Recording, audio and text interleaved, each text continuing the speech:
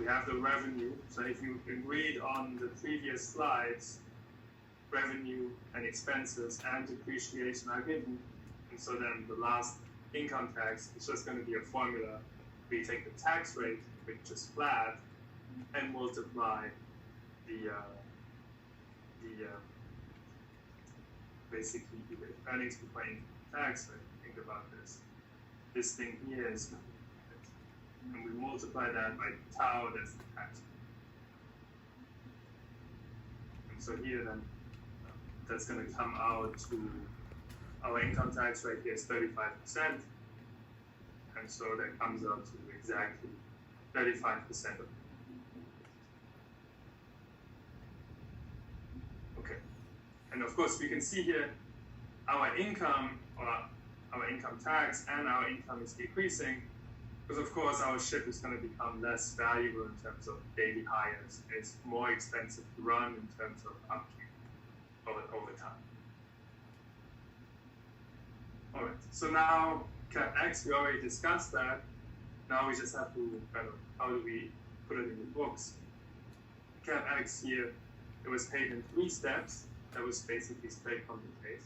So there was 10, 10, and 80%. And so you just had to, basically, there was not a single flow CapEx, there were 3. So essentially you have outflows here, 3.9, 3.9, so that's 10%. And next, 10%.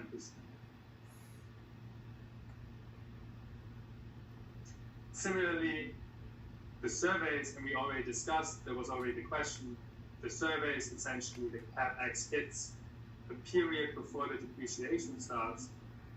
So then, essentially, given that the survey schedule, how much it costs every 5 years was given, we are just going to move to CapEx. And so, essentially then we have, that's the first survey, and then it occurs at age 5 of the ship, and then generates depreciation for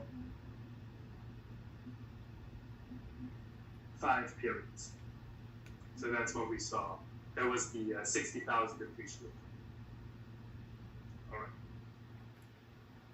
Now, there was the last question was, I guess, maybe we're gonna do the scrapping and the net working capital, and then we're gonna take a break. And then we get to the questions of this. Okay.